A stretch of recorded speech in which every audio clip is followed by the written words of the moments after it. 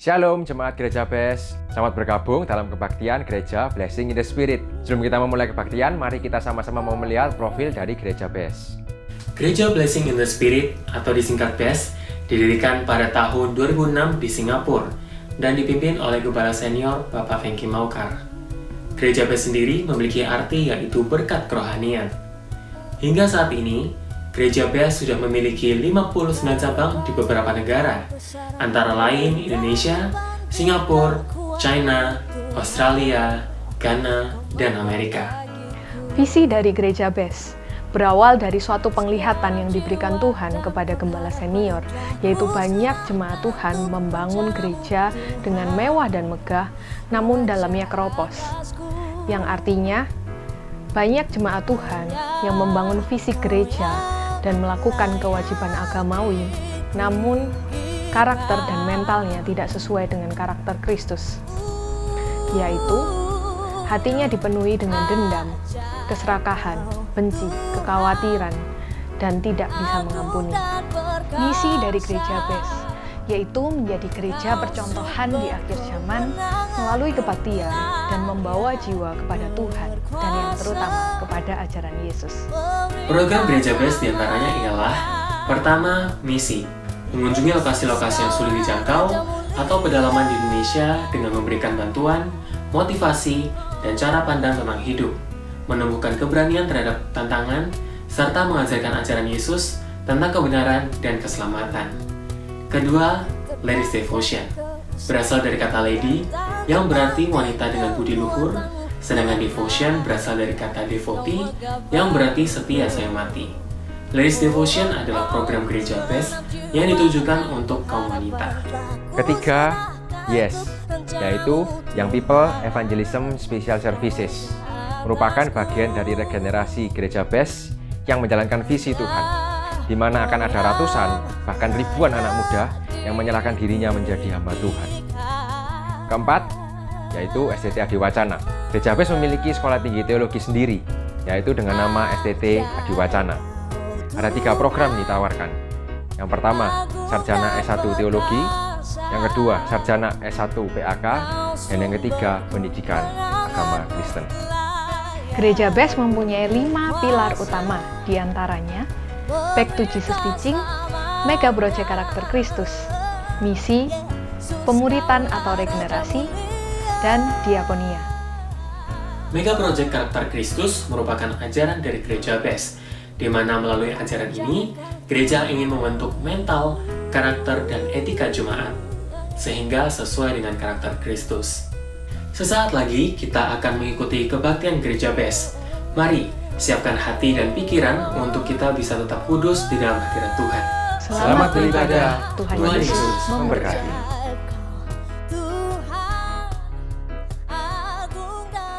Kita akan siapkan hati kita untuk memulai ibadah pada saat ini. Mari bersama-sama kita berdoa terlebih dahulu.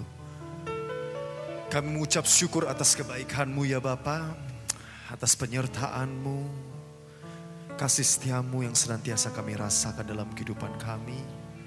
Pada saat ini kami rindu untuk mencari hadirat-Mu. Kami rindu untuk menikmati saat-saat yang indah dalam pujian dan sembah kami. Kiranya Engkau, Roh Kudus, yang melayakkan setiap hati dan hidup kami. Inilah pujian dan sembah kami bagi Engkau. Hanya di dalam nama Tuhan Yesus. Haleluya. Amin. Puji nama Tuhan.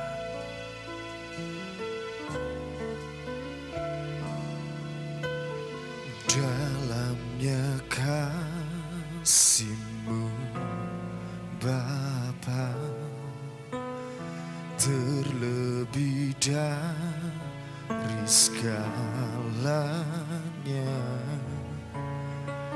pengorbanan yang termulia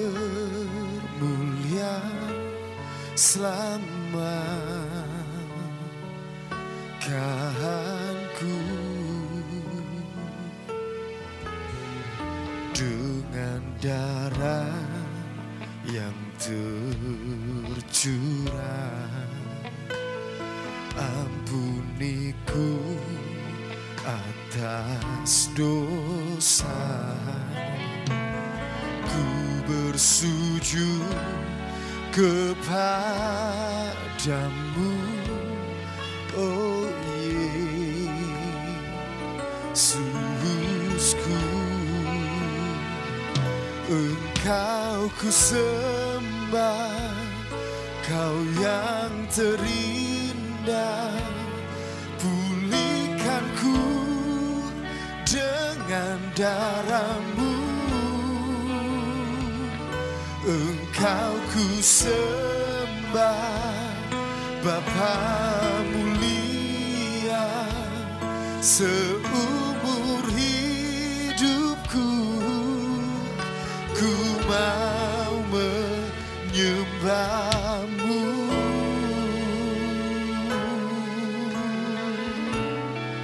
Sama-sama katakan, dalamnya kasih-Mu Bapa, terlebih dari segalanya. Pengorbanan yang termulia selamatkanku dengan darah yang tercurah. Ampuniku atas dosa,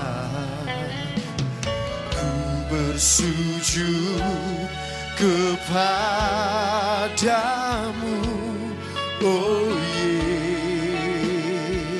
Yesus. Bersama-sama kita katakan, Engkau ku sembah, Kau yang terindah.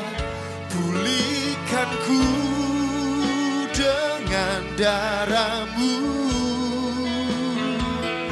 Engkau ku sembah, Bapa mulia. Seumur hidupku ku mau Engkau ku sembah, Kau yang terindah. Pulihkanku dengan darah-Mu. Engkau ku sembah, Bapa mulia. Seumur hidupku ku mau menyembah-Mu. Mari bersama jemaat Tuhan kita nyanyikan lagu ini dari awal. Katakan, dalamnya kasih-Mu Bapa, terlebih dari segala. Pengorbanan-Mu yang mulia, pengorbanan yang termulia selamatkanku dengan darah yang tercurah. Ampuniku atas dosa, ku bersujud kepadamu, oh Yesus. Bersama angkat tanganmu, katakan bagi Tuhan, Engkau ku sembah, Kau yang terindah. Pulihkanku dengan darah-Mu.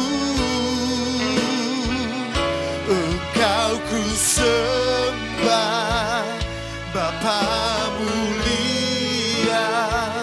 Seumur hidupku ku nyatakan bagi Tuhan, Engkau ku sembah, Kau yang terindah.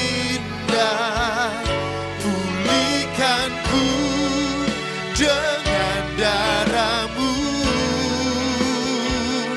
Engkau ku sembah, Bapa mulia, seumur hidupku ku mau menyembahmu.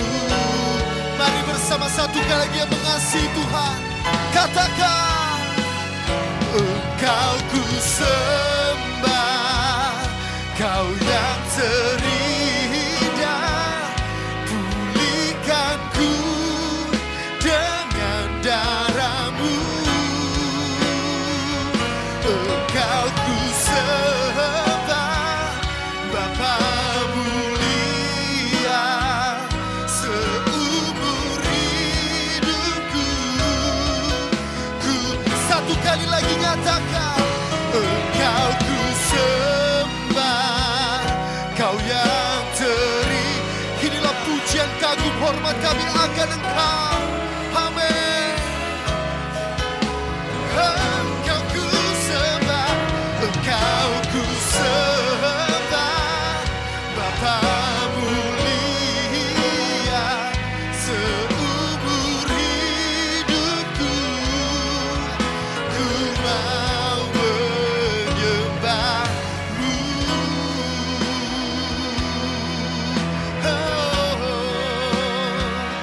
Seumur hidupku ku mau menyembahmu.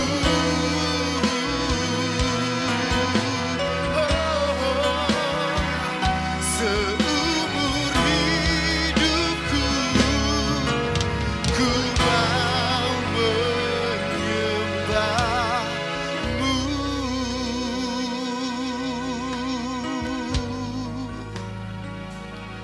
Haleluya.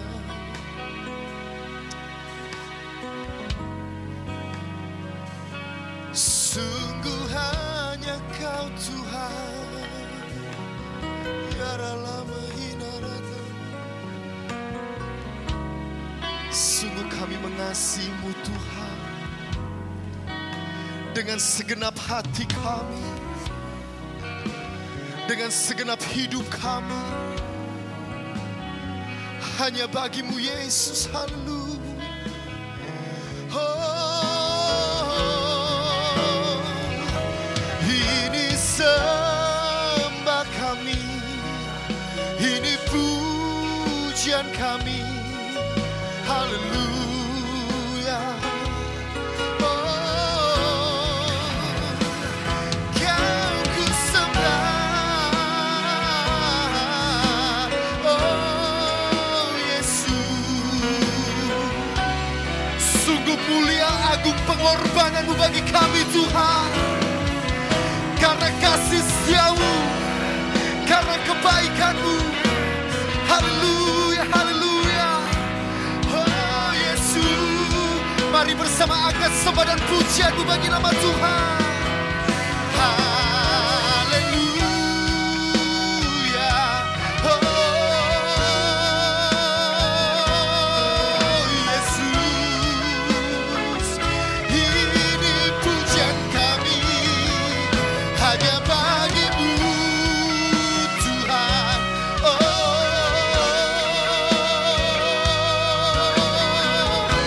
haleluya, haleluya. We praise You Lord. Haleluya. Syara lama hina rata makiara lama yara lama lama lama lama lama lama. Karena kasih-Mu besar, kesetiaan-Mu dulu, sekarang, dan selamanya. Haleluya, haleluya. Oh Yesus,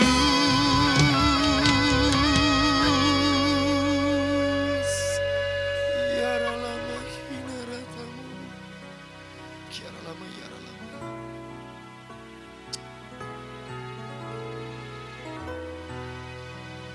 Begitu besar anugerah-Mu bagi kami Tuhan. Kasih setia-Mu, penyertaan-Mu ya Bapa. Kami rindu untuk selalu memuliakan nama-Mu yang kudus. Menggagungkan Engkau di atas segalanya. Haleluya, haleluya. Sungguh besar Kau Tuhan. Kau mulia.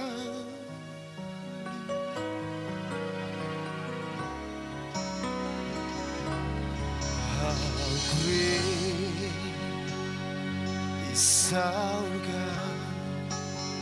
Sing with me, how great is our God. And all will see how great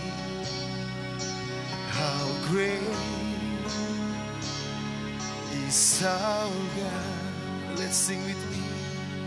How great is our God. How great is our God. Sing with me. How great is our God. And all will see how great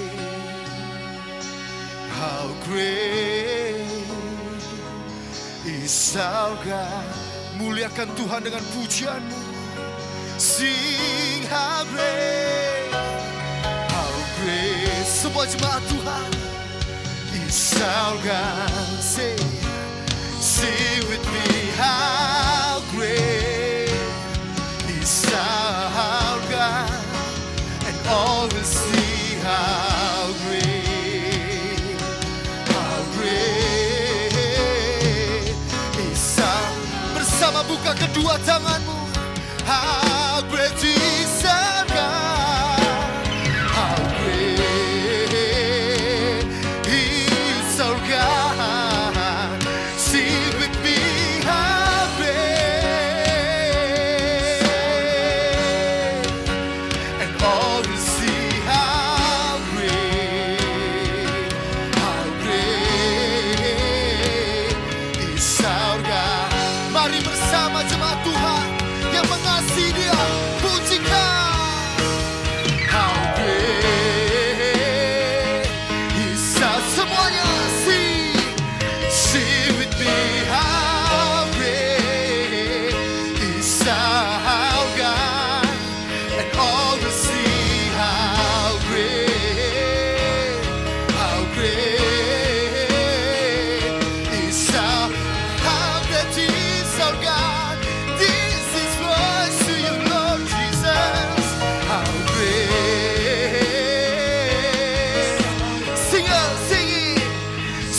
with me. How great is our God.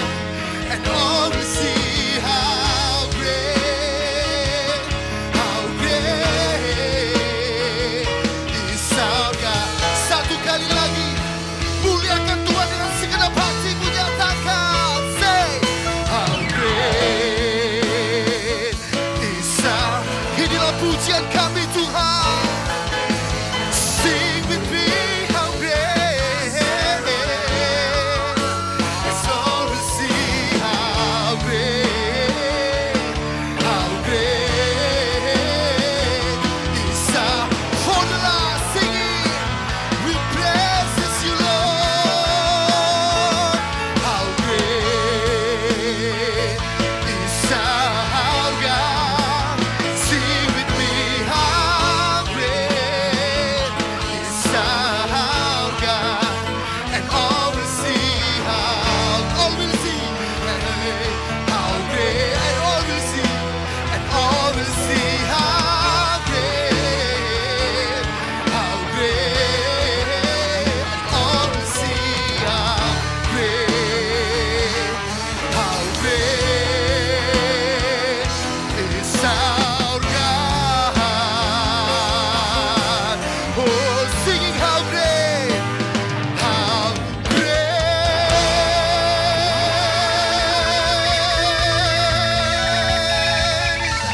Sorak-sorai kemuliaan bagi Tuhan kita. Haleluya. Terima kasih memberkati setiap kami Biar jiwa kami, hati kami boleh kembali segar dan kembali hidup dan menyala-nyala. Terima kasih Tuhan, sudah sekian waktu kami memendamkan diri kami dan firman Tuhan. Dan saat inilah kami mau bersorak, kami mau Tuhan meninggikan Engkau. Terlebih Tuhan, kami ingin supaya berjalan bersama dengan Tuhan. Sesuai dengan firman-Mu, bersabdalah kepada setiap kami. Karena sabdamu membangkitkan iman kami. Karena sabdamu membangkitkan roh kami Tuhan. Terima kasih Bapa. Di dalam nama Yesus, segala masalah, persoalan, tantangan yang kami hadapi dan kami yang hadapin saat ini Tuhan, bukan lagi masalah, tapi kuasa pertolongan Tuhan sedang menggantikannya. Di dalam nama Yesus, kami sudah mengucap syukur dan berdoa. Haleluya. Amin. Glory, haleluya. Terima kasih saudara yang dikasihi Tuhan. Kita harus memulai start itu dengan sungguh-sungguh roh yang menyala-nyala. Kalau kita startnya pelan, kita akan naiknya lambat. Contoh kalau kita saudara main bulu tangkis, pingpong atau sepak bola. Begitu pertama kita mainnya kalem saudara atau pelan temponya, maka kita akan jadi pelan temponya.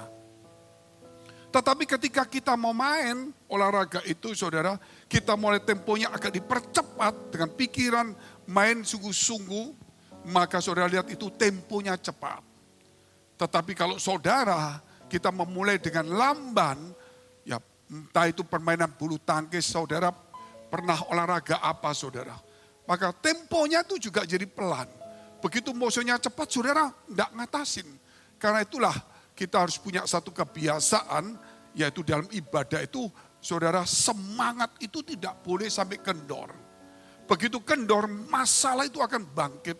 Persoalan yang biasa itu menjadi seperti gurita saudara. Tetapi kalau kita semangat kita, roh kita menyala-nyala, maka masalah itu akan mengecil dan kemudian hilang dan berubah menjadi berkat yang luar biasa. Saya hadapin saudara persoalan ini sejak bulan 3 tahun lalu sampai sekarang. Ada banyak gelombang-gelombang yang itu gelombang baik. Salah satunya gereja bisa online. Sekarang bisa satu hari hampir 3 kali di YouTube, belum di TikTok, belum Instagram. Padahal kita baru mulai start. Tetapi start kita cepat dan jalan cepat saudara. Kalau start kita lambat kita akan gak kuat. Tetapi ada beberapa hal saudara, mungkin juga saudara akan lihat kok gagal gitu kan. Pasti juga ada yang ngomong namanya gagal itu pasti ada. Kok gagal Tuhan, kok gagal Tuhan, kok ini kurang. Tetapi berjalannya waktu, kegagalan dan kekurangan itu ternyata adalah berkat yang tersembunyi saudara. Dan kita bisa melihatnya itu setelah waktu berjalan, sehingga kemudian kita melihat, sehingga saudara di dalam ibadah kita kepada Tuhan, jangan cuma saudara minta tolong kepada Tuhan terus menerus. Belajar untuk mengucap syukur dan selalu bergaul dengan Tuhan. Itu saudara benar-benar saya katakan, kalau tidak saudara kita akan kehilangan, yaitu kehilangan peluang, kehilangan iman kita. Mata kita, hidup kita boleh saudara berjalan menghadapi persoalan, masalah, penyakit. Tetapi iman kita tidak boleh melihat masalah itu. Iman kita harus melihat tangan Tuhan dan kuasa Tuhan yang menyertai kita. Jikalau saudara mata iman kita gak mau melihat kuasa Tuhan, maka kita akan dilibas. Karena dunia ini tempatnya masalah. Lengah sedikit habis, bodoh sedikit dibodohin orang saudara. Mau apa saja nggak bisa, makanya Tuhan selalu ajarkan berdoa, berjaga-jaga, waspada, cerdiklah seperti ular, tuluslah seperti merpati. Itu ulang-ulang diajarkannya. Sehingga hari ini jangan lagi saudara kita mulai kendor. Saya yakin dengan adanya segini, minggu depan kita akan lebih semangat. Kenapa? Roh kita menyala-nyala. Akhirnya menular ke kiri ke kanan. Haleluya. Oleh sebab itu kita lihat dulu Yohanes 9 ayat 1 sampai dengan 6 dahulu. dengan tema hanya Allah yang bisa dan aku berharap. Hanya Allah yang bisa dan aku berharap. Waktu Yesus sedang lewat, ia melihat seorang yang buta sejak lahirnya. 2. Murid-muridnya bertanya kepadanya, Rabi, siapakah yang berbuat dosa? Orang ini sendiri atau orang tuanya? Sehingga ia dilahirkan buta. 3. Jawab Yesus, bukan dia dan bukan juga orang tuanya. Tetapi karena pekerjaan-pekerjaan Allah harus dinyatakan di dalam dia. Kita harus mengerjakan pekerjaan dia yang mengutus aku. Selama masih siang akan datang malam di mana tidak ada seorang pun yang dapat bekerja. Selama aku di dalam dunia, akulah terang dunia. Setelah ia mengatakan semuanya itu, ia meludah ke tanah dan mengaduk ludahnya itu dengan tanah, lalu mengoleskannya pada mata orang buta tadi. Sampai di sini aja dulu 6. Saudara lihat itu. Orang buta, saudara, tidak minta pertolongan kepada Tuhan. Mungkin dia mendengar juga, mungkin tidak mendengar percakapan antara Yesus dan murid-muridnya yang mempercakapkan tentang hal firman Allah. Hal ini yang kita lihat kemudian, yaitu bicara tentang Tuhan ada gerakan iman. Itu poin pertama. Bicara tentang Tuhan pasti ada gerakan iman. Kalau bicara tentang dunia pasti ada kekhawatiran. Jadi lebih baik kita bicara tentang Tuhan, saudara. Ini mereka terlibat bicara tentang firman Allah. Saudara lihat itu. Orang buta itu enggak minta tolong. Tapi juga ditolong. Saudara jangan berpikir, kalau Tuhan enggak dimintai tolong, enggak ditolong. Tuhan itu saudara, kalau saudara enggak minta tolong pun pasti ditolong. Asal saudara mengikuti firman dan bicara tentang firman Allah. Sehingga tadi saya katakan selama bulan 3 tahun lalu sampai sekarang ada begitu banyak kejutan yang hebat yang saya terima dari Tuhan. Tapi juga ada yang sepertinya kurang. Ada kegagalan-kegagalan. Saya nggak bisa cerita di sini. Mungkin tahun depan saudara akan lihat kemuliaan Tuhan itu melalui ini saudara, kegagalan yang saya hadapin. Atau mungkin saudara saya katakan kekurangan sedikit itu. Kenapa ini kok nggak jadi? Kenapa ini kok enggak? Kenapa ini kok belum? Kenapa ini kok begini? Kenapa kok begini Tuhan? Tapi ini bagus semua. Tapi ini ternyata saudara sayang ya ada 6-7 hal kok kurang. Setelah berjalannya waktu kita melihat, untung kurang. Sehingga kita bisa melihat sesuatu yang bakal lebih. Amin. Itu saudara, saya bisa melihat itu. Dan saya bukan melihat dengan, lihat gini saudara. Dan saya sudah melihat sendiri. Dan saya merasakan itu. Yang kelebihan itu pasti hebat. Yang kekurangan itu loh, menjadi kelebihan juga. Luar biasa bukan? Makanya kalau orang Kristen dikit-dikit minta tolong sama Tuhan. Bukan salah. Saudara. Kita ini utusan Tuhan. Saudara kalau nanti lihat juga ayat 7. Dikatakan pergilah ke Siloam. Itu artinya yang diutus. Kita ini harus hidup menjadi orang utusan Tuhan. Kalau utusan Tuhan tuh nggak usah minta tolong saudara. Tuhan membuka jalan, dia yang mengutus. Dia yang akan menolong semuanya. Saudara di sini mungkin saudara berkata begini, kita kan bukan pendeta. Tapi saudara ketika mendengar firman Allah, firman itu lebih banyak perintah, ajakan, saudara, nasihat.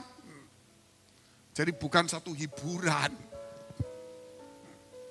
Sehingga ketika kita membaca firman itu, apa yang terjadi saudara? Otomatis kita secara tidak langsung diutus. Pergilah. Sudah pasti kita tahu. Ada lagi kalau kita saudara, carilah. Betul kan? Marilah kepadaku. Suatu ajakan, tapi itu kan satu sepertinya perintah juga. Satu tawaran. Berarti ketika saudara melangkah, berarti saudara akan mengikuti firman itu. Ketika engkau mengikuti firman itu, kuasa Tuhan menyertai kita. Ketika Adam dan Hawa mendengarkan omongan iblis, dan dia melakukannya, dia hilang. Ketika kita mendengar firman Allah, dan kita melakukannya, kita hilang? Tidak. Tuhan menyertai kita. Ini sederhana saja. Tetapi kerap kali saudara, kita ini dalam 3 minggu bagus. Minggu keempat down. Karena kita nggak makan firman. Hidup dalam kekhawatiran terus. Tidak sebagai orang utusan. Tidak pernah melakukan firman Allah. Setiap firman itu dilihat, oh cuma hiburan, dicari aja. Saudara, tenanglah. Saudara. Dikatakan hanya dekat Allah saja aku tenang. Saudara, tenanglah itu Tuhan bicara kepada Taufan itu. Diperintah untuk tenang. Hanya dekat Allah saja aku tenang. Ketika kita dekat, gak usah ngomong tenang saudara. Ya pasti tenang sendiri. Kalau saudara dikejar-kejar orang. Terus kemudian di depan itu ada kantor polisi atau saudara masuk rumah. Ya otomatis tenang. Kalau di lingkungan orang jahat ya pasti takut. Ini saudara, dan kita juga melihat begini. Ketika kita bicara tentang firman Allah, apa yang terjadi?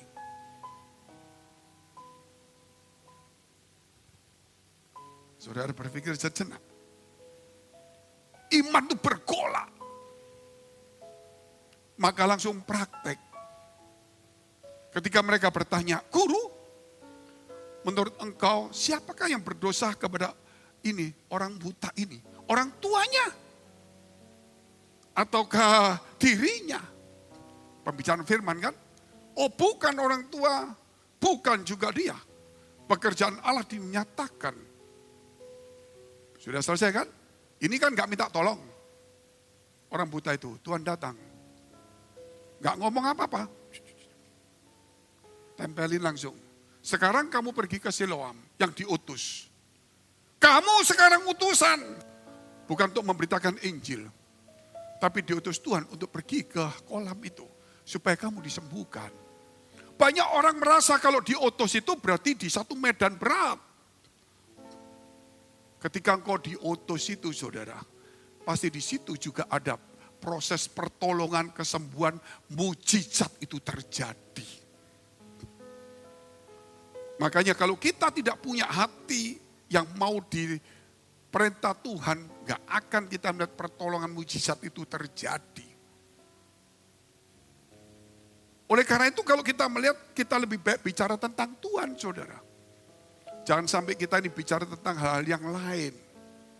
Kalau saya berjumpai teman-teman saya, mungkin pendeta-pendeta lain, lebih banyak 90% ngomong bisnis, padahal pendeta. Kadang-kadang saya ya jujur ngomong, keberatan saudara. Loh ya Pak Fengki pendeta, iya pendeta tapi kan butuh makan juga. Ya Pak Fengki kan pendeta, terus kamu pengusaha, kamu rumah? Sudah melunas Pak. Fengki nyewa. Bayarnya rumah Singapura. Apa ambil uang? Minta uang? Tidak. Saya pendeta.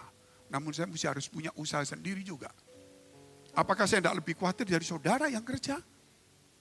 Pengeluarannya berapa? Saudara jangan merasa saya minta uang. Saya nggak pernah itu loh. 1 bulan itu 50 juta lebih belum yang lain-lain. Sewanya. Saya pernah ngomong, aduh aku susah hidupku, gimana pekerjaannya? Saya selalu ngomong firman Allah. Ketika firman Allah itu saya bicarakan, kekuatan timbul. Dan pertolongan kuat Tuhan itu dinyatakan luar biasa. Saudara, makanya kalau kita saudara sebagai pendeta yang ada di gereja BES, kalau ketemu orang kurangi ngomong bisnis. Ngomonglah firman Allah. Bisnis kalau kamu di kantor urusan bisnis. Kalau ketemu teman-teman di kopi atau apa orang gereja, ngomong firman Allah. Karena waktu kita di dunia itu singkat. Kenapa harus ngomong firman Allah? Karena ada 2-3 orang berkumpul dalam namaku, aku hadir. Yaitu poin kedua, ada Tuhan, ada kuasa, dan pertolongan. Poin kedua, kalau ada Tuhan, tadi dikatakan kalau ada firman pasti ada Tuhan dong. Kalau ada Tuhan pasti ada apa saudara? Ada kuasa dan pertolongan. Saudara mau minta tolong kepada manusia?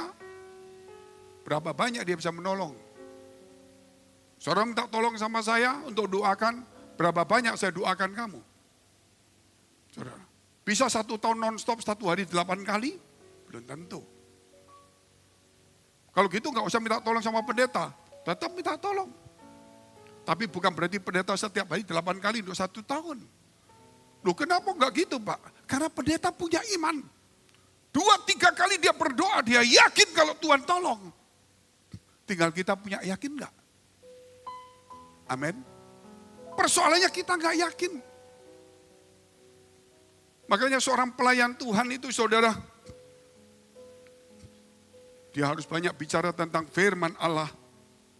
Kita lihat dulu Matius 18 ayat 20.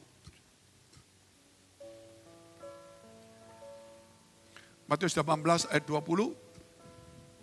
Sebab di mana 2 atau 3 orang berkumpul dalam namaku, di situ aku ada di tengah-tengah mereka. Ketika Yesus ada di tengah-tengah kita, apa yang terjadi? Taufan pun diadik diam. Saudara. Air pun dirubah menjadi anggur. Yang mati pun gak minta tolong dibangkitkan. Apalagi persoalan kita. Gak usah minta tolong, dia ada, dia lihat semuanya. Sebelum kita minta tolong, dia tahu persoalan kita. Dia Tuhan Maha Tahu. Jangan menurunkan derajat Tuhan. Jangan menurunkan kemampuan kuasa Tuhan seperti pandangan kita. Justru ketika kita bicara Tuhan, pandangan iman kita, pikiran kita harus terbuka sesuai dengan firman Allah, bukan sesuai dengan aku. Sehingga kita ketika melihat Tuhan, itu firman yang bicara tentang dia. Bukan aku yang bicara tentang dia. Apa kata firman itu? Tidak ada mustahil bagi Allah. Luar biasa, matahari pun bisa berhenti.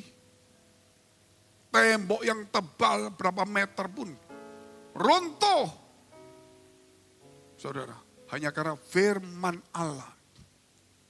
Sayangnya kalau kita melihat orang-orang percaya ini, hidupnya campur aduk. Percaya, namun kurang percaya. Percaya, tapi tidak hidup dalam percaya. Perkataannya percaya, tingkah lakunya tidak percaya.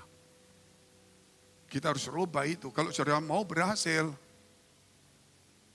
harus melangkah bersama-sama. Tidak mungkin tidak.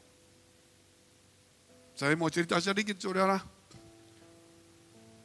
Supaya tidak menjemukan. Ini kan ibadah perdana kita dari masalah COVID, mengenai COVID Delta ini. Ketika Delta terjadi bulan berapa itu? 6 akhir. Saya bisa pulang Singapura. Karena Singapura dibuka dan untuk orang Indonesia ke sana cuma 1 minggu atau 5 hari. Tapi begitu Deltanya sudah mulai 1 minggu, Singapura tutup. Untuk orang Indonesia. 2 minggu pun tidak bisa. Saudara, maksudnya 2 minggu itu isolasinya. Tidak bisa. Tapi saudara, yang saya ceritakan saudara, pada saat bulan 6 akhir itu, saya tidur, saya berdoa. Saya tidak mau pulang dulu. Saya mesti urus dengan baik. Karena ada beberapa teman-teman saya kena. Saya bilang tidak bisa, ini akan bertumbangan. Sesuai dengan visi Tuhan tunjukkan.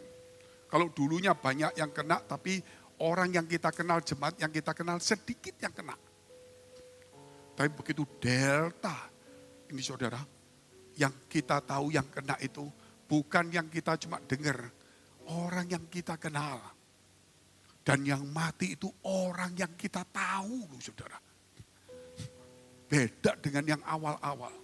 Saya berdoa, Tuhan, saya nggak pulang.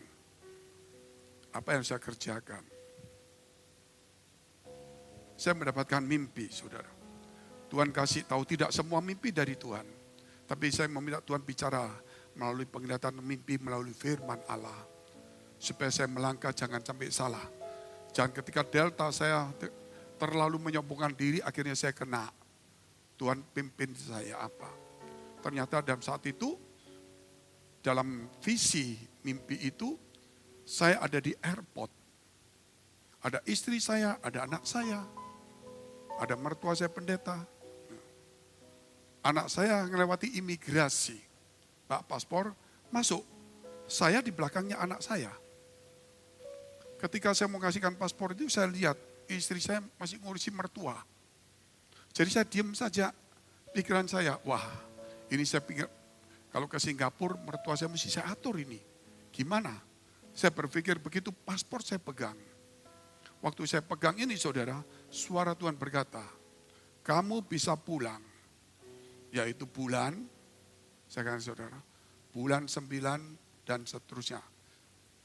Maksudnya bulan 9, 10, 11 gitu. Dalam hati saya ketika saya bangun, untung saya tidak pulang di awal-awal. Kan bisa saja dalam 1 tahun saya pulang duluan saudara. Ternyata waktu saya pulang, Tuhan belum suruh saya pulang. Sehingga saya waktu bangun, waduh puji Tuhan. Saya tidak pulang. Sampai perintah ini boleh pulang bulan berapa. Saya telepon anak saya. Istri saya. Telepon Pak Enggi juga. Untuk menjadi saksi. Anak istri saya bilang, Papa bisa pulang bulan 9. Pak, ini Delta Pak. Tuhan sudah kasih tahu boleh pulang. Gitu loh. Itu boleh dibuka Singapura. Mana Pak? Ya Tuhan kasih tahu. Oh gitu ya. Ya pokoknya kamu pikir aja, Papa perlu pulang enggak? Akhirnya mereka kompak, saudara. Jangan pulang dulu lah. Selesaiin sampai Desember. Saudara, amin, kita aman. Saudara, saya telepon ulang. Ya sudah sampai Desember aja, selesaiin semua gitu loh. Nanti kita lihat lagi situasinya. Supaya pekerjaannya selesai dulu lah gitu loh. Toh kamu di sini, Singapura juga nggak bisa buka gereja. Saya telepon Pak Enggi, Pak Enggi. Kasih tahu teman-teman tapi jangan langsung. Bulan 9 gereja bisa buka semua. Mana bisa Pak? Sudah kamu kasih tahu, kamu pasang itu backgroundnya hitam semua, ganti semua yang bagus, panggil pembicara, panggilkan handycam yang bagus, di situ saya mulai syuting. Benar Pak, sudah saya kasih tahu, saudara. Tuhan tahu sebelum kejadian. Sampai saya mau kirim surat kepada menteri, aman bulan 9. Saya bilang tidak, saya tidak mau ikut urusan politik. Lebih baik saya ngurusin gereja. Saudara, kalau kita terlalu menonjol, Tuhan bisa batalkan, kita bisa celaka. Gitu loh. Lebih baik saya simpan dalam hati saya. Seperti Maria ketika menerima berita itu, dia simpan dalam hatinya. Dan kalau saudara membaca berita hari ini, tanggal 22 September. Saudara, ini tanggal berapa ini? 19 September. Singapura dibuka untuk orang Indonesia. Sejak bulan 7 ditutup. Bulan 9 tanggal 22 orang Indonesia boleh masuk Singapura. Dengan catatan ya ada. Termasuk juga mungkin isolasi karantina. Saya kasih tahu teman saya yang mau ke Singapura, berangkat tuh kamu nanti. Kalau mau saya nggak berangkat. Tuhan tahu segala sesuatu dalam hidup ini. Nggak usah kita membicarakan terlalu banyak persoalan kita. Tapi kita bicara Tuhan saja, saudara. Karena dia yang akan memberitahu apa kejadiannya. Saya yakin. Jadi saya bilang, pasti bulan 9 reda semuanya. Bulan reda. Makanya saudara lihat, ketika bulan 6, bulan 7 ini, karena Tuhan kasih tahu saya, boleh pulang bulan 9 lebih. Boleh pulang, tapi kan saya belum melewati imigrasi. Saya masih melihat, berarti ada satu pilihan bagi saya. Sehingga akhirnya saya mulai melayani, saudara tahu orang-orang isoman semuanya. Yang ada di Surabaya berapa puluh orang, hampir 80 orang lebih. Bukan hanya itu, saya rekaman. Rekaman doa pagi, doa malam, gospel and prayer worship night, khotbah pagi, khotbah sore, apalagi saudara. BBC juga, yes, anak muda, ladies devotion, saudara. Termasuk sampai Natal. Kenapa? Saya berpikir kalau tiba-tiba saya bulan 9 pulang, siapa yang teruskan khotbah ini? Jadi saudara, bulan 8 bulan 8 setelah reda itu, saya rekaman setiap hari itu 7 sampai 10 khotbah. Sampai kemarin baru berhenti. Ada Pak Dayeng, ada malaikat-malaikat ini juga 2 ini yang ikut sama saya ini. Saya habis khotbah mereka enak, saya khotbah setelah khotbah jam 3 siang. Saya duduk, ngopi aja. Saya enggak bisa ngopi, ngeteh juga enggak bisa. Cuma mereka inilah yang bantu saya supaya ngopi. Akhirnya saya di tempat kopi itu tidur 15 menit. Saudara, hanya numpang tidur aja 15 menit. Ini saya enggak katakan saya khotbahnya. Yang saya katakan persiapan saya. Karena saya tahu bakal saya pulang. Tetapi kemudian setelah selesai saya pikir saya enggak pulang dulu. Saya enggak pulang dulu. Karena apa? Ini momentum. Ini pesta rohani. Lebih baik, amat baik, sangat baik. Saya harus selesaikan sampai Desember. Saudara, itu pun kalau tidak ada halangan. Saudara, kan ada tawaran. Nah inilah saudara, oleh sebab itu hari ini kalau 2-3 orang berkumpul dalam nama Tuhan, di situ ada kuasa dan pertolongan. Saya tidak bicara tentang nubuatan. Saya tidak bicara tentang rekaan hati. Saya bicara tentang sesuatu yang pasti. Yang pasti Tuhan bicara. Banyak mimpi yang saya dapat. Tapi tidak semua mimpi dari Tuhan. Banyak dalam hati perkiraan saya. Tapi tidak semua itu dari Tuhan. Tidak mudah saudara. Oleh sebab itu kita perlu lebih dekat dan bergaul dengan Tuhan. Supaya ketika kita mulai bergaul, dengusan nafasnya, langkah kakinya pun bisa tahu. Kok mana Pak? Ketika pagi-pagi hari, Tuhan berjalan-jalan di Taman Eden, melangkahkan kakinya di situ. Saudara, saya percaya juga di pagi hari, Tuhan sedang melangkahkan kakinya di dalam hatimu. Makanya ada doa pagi, yang amin harus bangun. Harus ikutin sungguh-sungguh saudara. Mau bangun jam 6 gak terlambat untuk lihat saya yang khotbah, saya dengar juga kok. Biasa enggak? Itu percayalah. Nah kita lihat saudara, yaitu poin yang ketiga. Belajar untuk taat. Kita lihat ayat ke-7 dulu. Sampai dengan ayat yang ke-10. Dan berkata kepadanya orang buta itu setelah Yesus meludah di tanah, terus ditempelkan di matanya. Orang buta itu tidak minta tolong, mungkin cuma dengar, tetapi saudara namanya kalau bahasa Perancis kecipratan. Kalau bahasa Indonesianya saudara, dia bukan apa? Ya dapat imbasnya lah dari firman itu. Dia nggak ikut ngomong. Dia mungkin cuma dengar, mungkin setengah dengar. Tapi dapat juga berkatnya. Luar biasa enggak? Makanya ketika kita ngomong firman, mungkin kita nggak dapat apa-apa. Tapi orang di sekitar kita, anak istri kita, dapat juga loh. Saya kerja keras di Indonesia.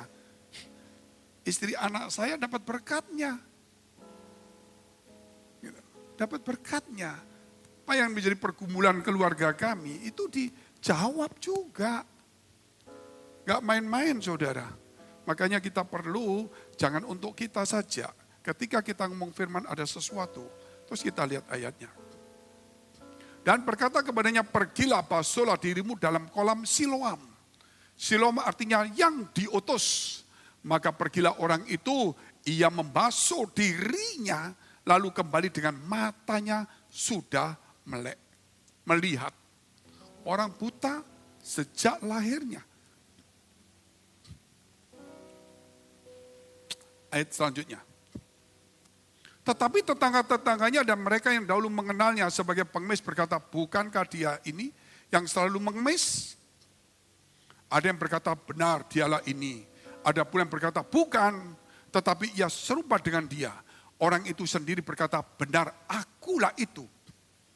Orang buta. 10. Kata mereka kepadanya, bagaimana matamu menjadi melek? Karena orang-orang tahu orang buta sejak lahir gak mungkin bisa melihat. Sehingga orang berkata, bukan dia, serupa. Kalau orang sakit mata mungkin kemungkinan. Ini buta sejak lahir. Tetapi saudara, orang yang berkata, aku ini loh. Aku ini. Orang buta itu saudara, dia tidak tahu artinya terang. Dia tidak tahu itu melihat rumput hijau. Hijau itu warna apa dia nggak tahu. Merah, ada merah, kuning, hijau, nggak ngerti dia. Saudara, yang dia lihat itu merah, hitam itu. Hitam yang hitam, hitamnya hitam, hitamnya hitam. Kuning, hitamnya hitam, saudara. Ada rumput hijau, rumput. Itu yang saya rasa ya model-model begitulah, hitamnya hitam mungkin. Hijau dia enggak tahu kalau enggak bisa lihat dulu. Kita hijau saudara, ditunjukkan ini hijau. Coba kalau hijau enggak ditunjukkan kan kita ngomong warna apa itu. Tetapi Tuhan buka dia loh saudara. Ini orang kalau saudara, orang baru melihat terus kemudian buta itu menderita. Karena dia punya keinginan untuk melihat kembali. Tetapi orang buta, tidak ada keinginan. Kenapa? Dia sejak lahir ya gelap itu aja deh. Udah biasa. Tapi Tuhan punya keinginan, bukan orang itu punya keinginan. Itulah namanya Tuhan.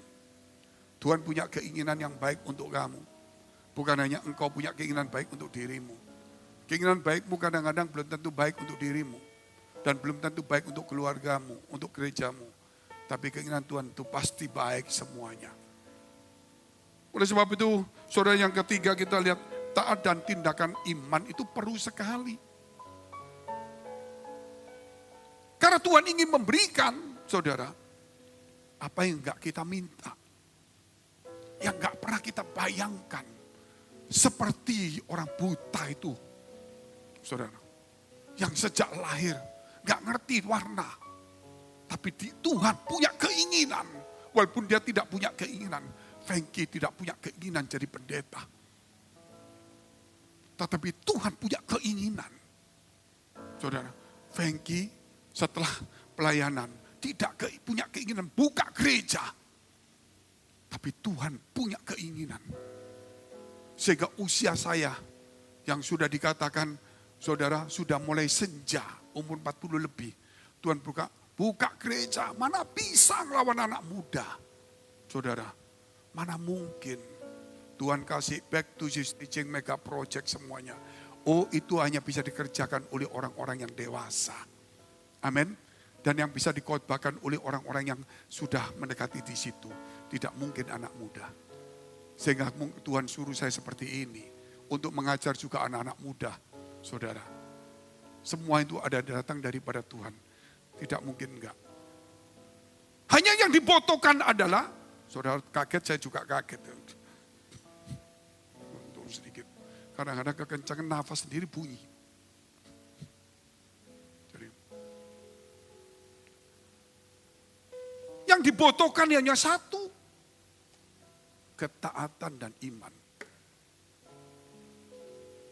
Apakah ada ketaatan dalam hati kita? Iya. Saya ngomong jujur. Belum. Itu hanya terpaksa saja. Itu hanya dorongan orang. Hanya kamu punya motivasi tertentu saja. Kalau orang taat itu bayar harga. Bukan cari harga. Orang taat itu bayar dan berkorban. Bukan cari korban. Orang taat itu melangkah walaupun berdarah. Tetapi orang saudara yang enggak taat saudara. Yang kita lakukan keringat pun kita tidak mau. Kalau tidak ada sesuatu yang kita dapat. Maaf kata taat itu. Berarti ada sesuatu yang melawan daging kita. yang melawan kenyamananku, yang mengusik ketentramanku, keegoanku. Sehingga aku mau marah. Kenapa Tuhan pilih saya? Kenapa Tuhan kok suruh saya seperti ini, kok enggak orang lain? Itu saudara, yang kita kerap kali seperti itu. Tapi kalau ketaatan, terima kasih Tuhan kau pilih saya. Karena jalan ini jalan berdarah. Tidak semua orang mau. Aku mau. Karena ada ketaatan dalam hati kita. Katakan amin dulu. Ketika saudara, tempatmu nyaman, rumahmu nyaman, perusahaanmu nyaman, keluargamu nyaman.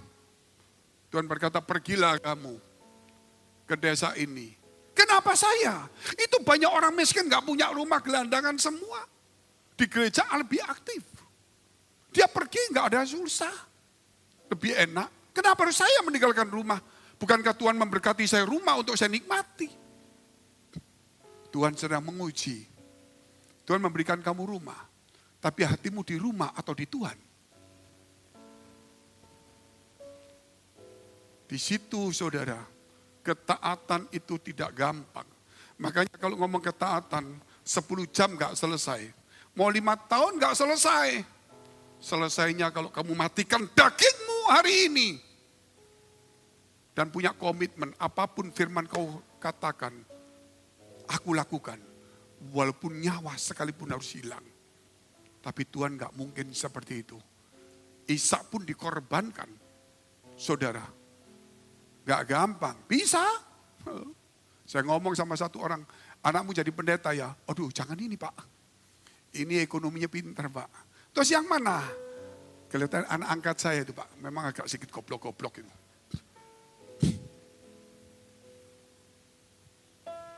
Kenyamanan, saya ngomong sama anak saya. Pintar gak pintar? Pendeta. Mau ngelawan gak ngelawan, ngomong saya pusing. Pokoknya ngomong 3 kali cukup. Pendeta mau cari uang? Tidak. Mau jadi pendeta? Mau action? Tidak. Pendeta mau apa?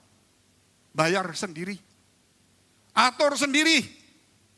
Tidak cari fasilitas. Itu harus, karena itu ketaatan. Amin. Itu perlu saudara. Dan yang keempat kita lihat ayat 11 dan 12. Pokoknya hari ini mulai bangkit dong. Besok kita ini seperti pintu mau didobrak saudara. Kalau kita nonton sepak bola saudara, kita rasanya pintu belum didorong-dorong semuanya. Masa orang demo saja saudara, demo panas-panas lebih berani maju. Saudara nggak demo nggak berani maju. 11-12. Jawabnya, orang yang disebut Yesus itu mengaduk tanah, mengolesnya pada mataku dan berkata kepadaku, pergilah ke Siloam dan basuhlah dirimu. Lalu aku pergi dan setelah aku membasuh diriku, aku dapat melihat. Lalu mereka berkata kepadanya, di manakah dia? Jawabnya, aku tidak tahu. Dia tidak pernah melihat wajah Yesus. Saudara. Sehingga dia tidak tahu. Mungkin Yesus di depannya dia tidak tahu. Luar biasa enggak saudara? Enggak main-main di sini. Tetapi orang ini menceritakan apa yang dia alami. Yaitu dia ngomong ada orang yang gosok-gosok tanah. Terus saya dengar ludahnya. Loh kok ditaruh di mata saya? Saya enggak minta. Tapi saya sudah biasa menjadi taat.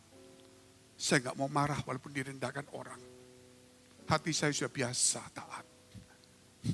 Walaupun aku nggak kenal orang itu. Walaupun aku diperlakukan seperti itu. Dan aku buta, nggak ada yang menonton aku. Dia berkata, pergi Siloam.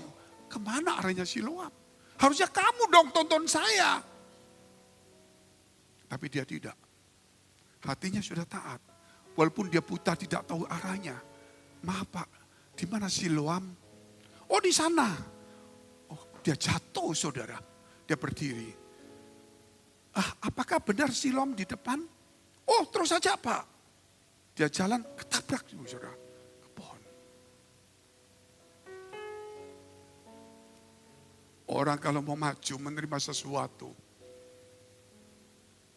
jangan cuma kita merasa terbang, pasti kita juga mengalami jatuh bangun. Karena yang kita terima itu berarti sesuatu yang baru. Kita harus berjalan dengan iman kita. Ayat yang terakhir, yaitu ayat yang ke-32 dan 33. Dari dahulu sampai sekarang tidak pernah terdengar bahwa ada orang yang memelekan mata orang yang lahir buta. Ini percakapan. Jikalau orang itu tidak datang dari Allah, ia tidak dapat berbuat apa-apa. Dari dulu sampai sekarang, tidak ada orang yang bisa memelekan orang yang buta sejak lahir. Jikalau orang itu bukan datang dari Allah, dia tidak mungkin bisa berbuat apa-apa. Artinya di sini poin yang keempat, hanya Allah yang bisa. Oleh sebab itu aku berharap kepada Dia. Amin. Hanya Allah yang bisa. Dan aku mau berharap kepada Dia. Mari kita panggil berdiri, kita mau berdoa.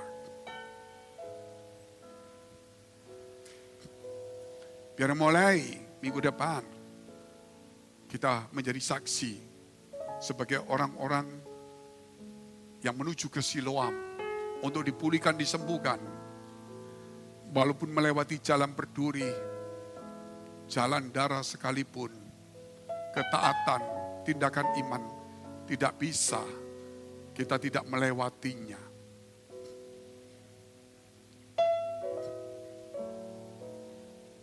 Apapun yang terjadi, ada kuasa dan pertolongan Tuhan. Mari kita tunduk kepala, kita berdoa. Terima kasih memberkati kami Tuhan.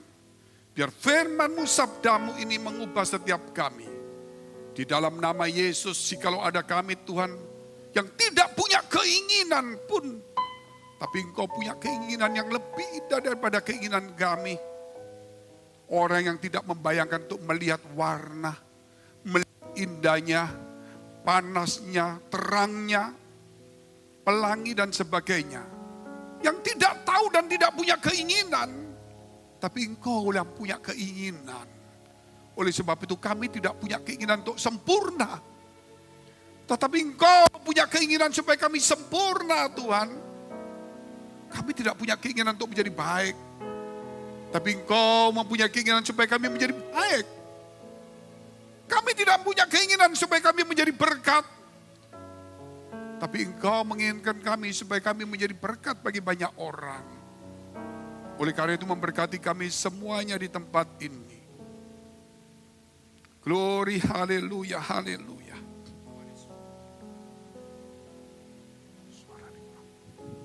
Bapa di surga, kami berdoa untuk gereja-gereja yang ada di seluruh dunia, bagi para hamba Tuhan sampai kepada jemaatnya. Kiranya Tuhan memberkati mereka semua supaya mereka menjadi berkat dan berdampak. Sehingga gereja di bumi ini, di dunia ini dipenuhi oleh jemaat yang mencari Tuhan dengan tulus dan takut. Buat semua hamba Tuhan dan gereja bersatu rukun tidak terpecah-pecah. Supaya dunia percaya Yesus adalah Tuhan bagi kemuliaan Allah Bapa. Demikian juga untuk gereja di mana kami Engkau percayakan untuk mengembalakannya, yaitu gereja Blessing in the Spirit. Bapa di surga, kami juga berdoa untuk setiap persembahan dari umat-Mu. Kiranya Tuhan menerima dan membalasnya. Biar persembahan ini berkenan kepada Tuhan sebagaimana persembahan Habel. Tuhan beri kemurahan-Mu. Balaslah kebaikan dan kerelaan hati jemaat, jaga dan lindungi mereka, beserta keluarganya, pekerjaan dan kesehatannya. Karena itu Bapak Ibu, sebelum kita pulang menerima berkat, dekapkan kedua tangan kita di dada. Menerima berkat itu mudah, tapi firman Tuhan mengingatkan untuk menjaga hati dengan segala kewaspadaan. Karena dari hatilah itu terpancar kehidupan. Jemaat yang dikasihi Tuhan, mari engkau pulang menjadi berkat. Dan engkau pulang menerima berkat rahmat anugerah dari Allah Bapa di surga. Di di dalam putra tunggalnya Yesus Kristus yang telah mati bagi dosa kita. Dan dia bangkit pada hari ketiga, sehingga kita menyembah Tuhan Allah yang hidup. Dan iman kita bukan kepada Tuhan Allah yang mati. Dan dia naik ke surga untuk menyediakan rumah bagi kita, sehingga kita punya pengharapan yang pasti. Dan dia akan datang kembali untuk kedua kalinya, menjemput gerejanya, menjemput umatnya yang berjaga-jaga, kudus, dewasa dan bijaksana, serta menghakimi seluruh dunia. Di dalam persekutuan dengan Roh-Nya yang kudus, membuat hati kita berkobar-kobar, membuat roh kita menyala-nyala di dalam kasih semula. Roh Kudus yang menghibur, Roh Kudus yang menguatkan, memelihara, menginsyafkan dosa-dosa kita, menuntun dan memimpin kita kepada kebenaran dan kekudusan, serta menjadi saksi Kristus mulai hari ini sampai selama-lamanya. Mari kita akhiri dengan doa Bapa kami di surga bersama-sama. Bapa kami yang di surga, dikuduskanlah namamu, datanglah kerajaanmu, jadilah kehendakmu di bumi seperti di surga. Berikanlah kami pada hari ini makanan kami yang secukupnya, dan ampunilah kami akan kesalahan kami, seperti kami juga mengampuni orang yang bersalah kepada kami. Dan jangan bawa kami ke dalam pencobaan, tapi lepaskanlah kami daripada yang jahat, karena Engkaulah yang punya kerajaan dan kuasa dan kemuliaan sampai selama-lamanya. Amin.